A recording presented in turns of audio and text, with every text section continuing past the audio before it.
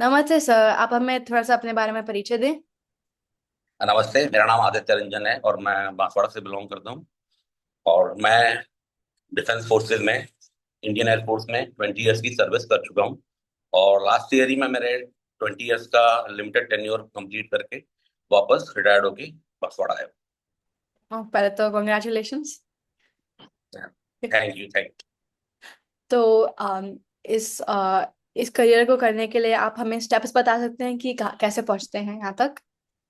You. Basically defence forces join करने के लिए बहुत सारे रास्ते हैं। ये start from 12th class on graduation level. इसके अलावा आप engineering background, MBBS background, law background they can also join, NCC background. There are ample of ways to join the defence forces. बस आपको थोड़ा सा जागरूक रहना पड़ेगा। बहुत सारे रास्ते हैं डिफेंस सर्विसेज ज्वाइन करने राइट। तो आप अपनी स्टोरी बताते हैं थोड़ी सी। मैं 2004 में I got selected for Garud special forces. ये एक स्पेशल फोर्सेस है, जैसे आर्मी, नेवी और स्पेशल एयरफोर्स की, तीनों की अलग अलग स्पेशल फोर्सेस है। तो अच्छा। I got selected for Garud special force and I serve for 20 years. Half of the time I was posted to JNK। और गरुड़ स्पेशल फोर्सेस है जो बहुत सारे स्पेशल काम करती है, जो कि नॉर्मल सेना या वायुसेना से हट के होता अच्छा जी। तो आपने पहले ग्रेजुएशन करा, फिर आपने एग्जाम दिया कोई सा। है। एग्जैक्टली मैं 12th के बाद से, मैंने 11th के बाद मैंने एग्जाम देना शुरू किया था। फर्स्ट ऑफ ऑल एनडीए मैंने एग्जाम दिया, बट मैं सेलेक्ट नहीं हुआ था। देन मैंने कॉलेज ज्वाइन किया and I was doing BSc. Then ये स्पेशल एंट्री निकला हुआ था गरुड़ स्पेशल फोर्सेज का।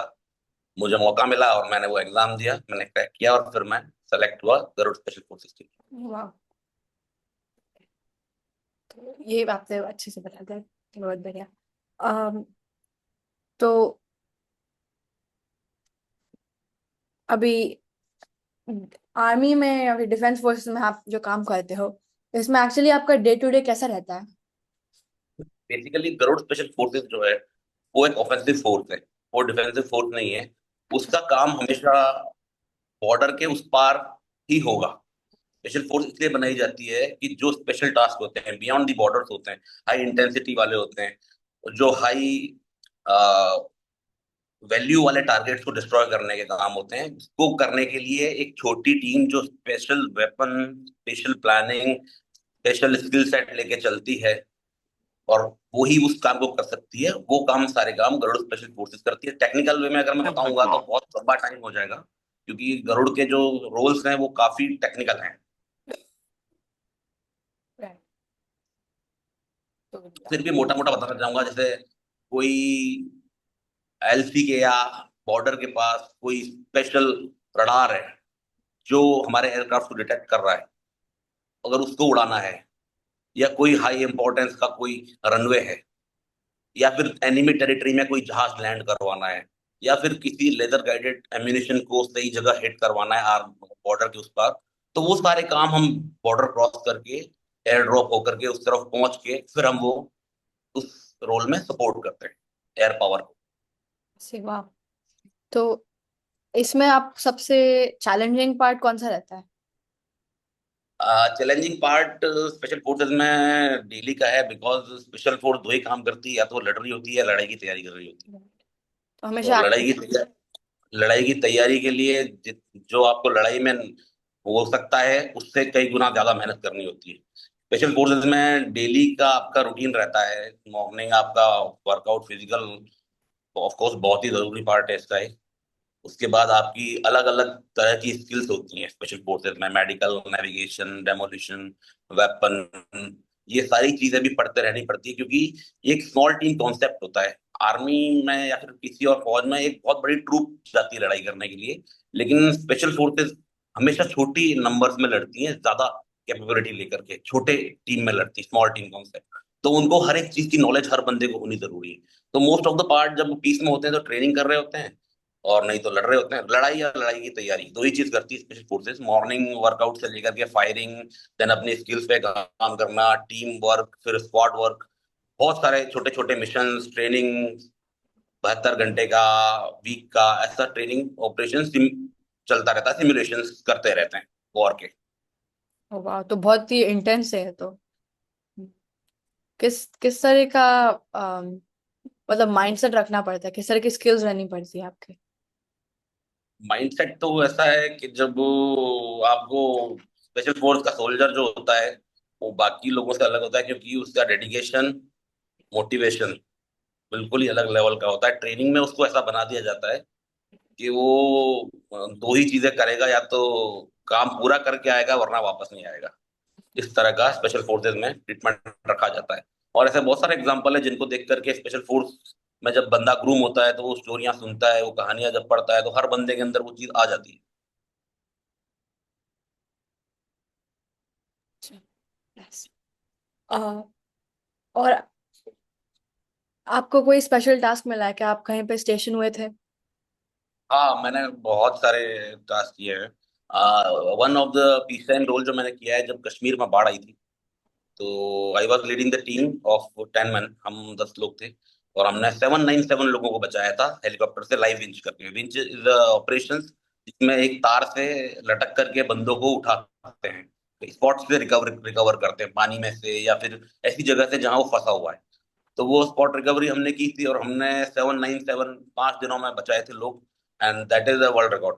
वाह, किसी कांग्रेचुलेशंस। भी किसी भी मिशन में अगर आप देखो, 797 बंदे अभी तक किसी भी हेलीबॉर्न मिशन में नहीं बचाए गए हैं। तो आपकी इंस्पिरेशन क्या थी इस आर्मी और स्पेशल फोर्सेस में ज्वाइन करने के लिए? स्पोर्ट्स, सॉरी, आपकी इंस्पिरेशन क्या थी स्पेशल फोर्सेस ज्वाइन करने के लिए? इंस्पिरेशन तो नहीं कह सकते, बट हाँ था अंदर से कि कुछ करना है ऐसा, क्योंकि घर का माहौल काफी देशभक्ति वाला रहा है शुरू से। हम सब ग्रूम ऐसे ही हुए हैं देख करके हमारे पिताजी वगैरह को। तो था मन में कि कुछ तो करना है, सेवा पहले करनी है, सर्विस करके फिर बाद में देखेंगे क्या करते हैं। और आर्मी में आपके प्रमोशन और स्पेशलाइजेशन की कुछ कैसे टाइप की अपॉर्चुनिटी है? आपकी तो स्पेशल फोर्सेस में है, पर जनरली कैसा रहता है? Actually opportunities are there, but एक लिमिटेड क्राइटेरिया होता है किसी भी रैंक्स को होल्ड करने का। एक स्ट्रक्चर होता है, ऐसा नहीं कि अगर सभी प्रमोट होते जाएंगे तो फिर नीचे नहीं बचेंगे लोग। एक हायरार्की मेंटेन करने के लिए एक सिस्टम बना हुआ है कि इतने मैन पे एक अफसर, इतने अफसर के ऊपर एक और बड़ा अफसर, उससे और सुपीरियर अफसर, उसका एक चेन है। तो प्रमोशंस ऐसा नहीं है कि हाँ प्रमोशंस टफ है, बट जो लड़ते रहते हैं और जो एग्जाम क्लियर करते रहते हैं वो प्रमोट होते रहते हैं। Thank you. अब आप हमें बता सकते हैं कि एयरफोर्स में लड़ाई के अलावा किस तरह के रोल रहते हैं? फौज में, किसी भी फौज में बेसिकली बहुत सारे रोल रहते हैं आपका। फौज के अंदर लड़ाई का सामान सुई से लेकर जहाज तक कोई भी आ रहा है वो लॉजिस्टिक्स के थ्रू आता है। एक प्रॉपर प्रोसीजर होता है चीजें खरीदने का और उसको डिस्ट्रीब्यूट करने का। देन आपका, आपके कपड़े, आपका गोला बारूद, राशन, उसके अलावा मेडिकल सर्विसेज संभालने के लिए अलग से मेडिकल डिपार्टमेंट होता है जो मेडिकल सर्विसेज संभालता है। सिक्योरिटी का अलग डिपार्टमेंट होता है जो कि आपकी किसी बेस की सिक्योरिटी को संभालता है। ऐसे बहुत सारे छोटे छोटे पार्ट्स मिलकर ही एक छोटा स्टेशन या छोटी फौज को बनाते हैं। ऐसा नहीं होता है कि सभी लोग, हाँ लड़ने के लिए सभी ट्रेंड होते हैं, बट वॉर के दौरान भी कुछ एलिमेंट्स होते हैं स्पेशल। फाइटर पायलट्स हुए, हेलीकॉप्टर पायलट्स हुए, आरपीए पायलट्स हुए, गरुड्स हुए, जो कि ऑफेंसिव अपने बेस को छोड़ के बाहर लड़ते हैं। बाकी जैसे और भी एलिमेंट्स हैं, जैसे रडार्स हुए। रडार्स भी जब वॉर होती है तो अलग अलग जगह बॉर्डर पे चले जाते हैं, तो वो लोग भी एज वेल एज फाइटर की तरह ही काम करते हैं, बट उनका काम बेसिकली मोर टेक्निकल होता है। उनका काम होता है कि रडार को चालू रखना, मेंटेनेंस बनाए रखना, ताकि कोई भी चीज को ट्रैक कर सके जो उधर से आ रही है।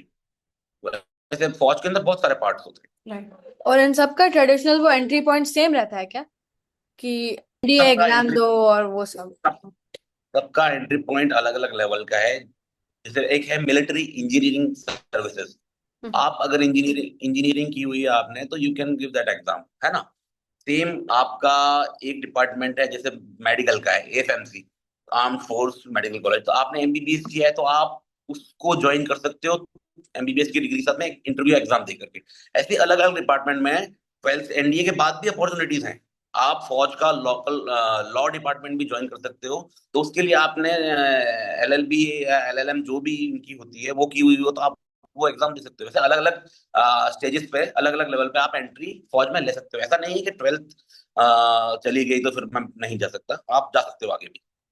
राइट। और एक्चुअली काफी इम्पोर्टेंट है कि जाने की हम कि मतलब आप सिर्फ लड़ना ही नहीं है अकेली चीज, मतलब फौज में आप काफी कुछ हेल्प कर सकते हो अलग अलग तरह से, मेडिकल हो, लॉ हो, वो सब। तो बिल्कुल बिल्कुल, आप जो भी चीज कर रहे हो फौज में जो डिपार्टमेंट्स हैं वो सब इसीलिए करते हैं ताकि लड़ाई के टाइम जो लड़ रहे हैं उनको दिक्कत ना आए। वो सब मिलके एक ऐसा सिस्टम बनाते हैं कि जब वॉर हो तो जब लड़ाई हो तो कहीं सारा काम है वो आराम से चले। राइट। ये सब मिल करके, सारी स्ट्रीम्स मिल करके ही वो बनाती है। अल्टीमेटली देश के लिए है सब। एग्जैक्टली। एयरफोर्स में 20 साल के बाद रिटायरमेंट होता है, राइट? उसके बाद अलग अलग तरह के जॉब्स हो सकती हैं। तो एक तो एडमिनिस्ट्रेटिव जॉब्स काफ़ी सारे रिटायर्ड एयरफोर्स वाले लेते हैं, या फिर अपना कुछ खुद का स्टार्ट भी कर सकते हैं। तो आप कुछ कर रहे हैं ऐसा? डिफेंस फोर्सेस का एक कुछ परसेंट का कोटा होता है। But after my 20 years, completion of my 20 years, मैंने खुद का एक काम शुरू किया है जो कि पॉल्यूशन के फील्ड में है। मैं काम करता हूँ, मैं पॉल्यूशन कंट्रोल एंटरप्राइजेस है। हाँ, वाह, वेरी नाइस। एयरफोर्स और डिफेंस फोर्सेस में जो स्टूडेंट्स हैं जो इंटरेस्टेड हैं, उनके लिए आपका कोई सा एडवाइस है? अ, ये चीज ऐसी है कि जो कि सेल्फ मोटिवेशन से आ सकती है। वागड़ में थोड़ा सा मोटिवेशन लड़कों का डिफेंस में जाने के लिए थोड़ा कम है। डिफेंस में as well as army, navy, air force और सेंट्रल पुलिस ऑर्गेनाइजेशन, इन सब में जाने का थोड़ा सा कम है।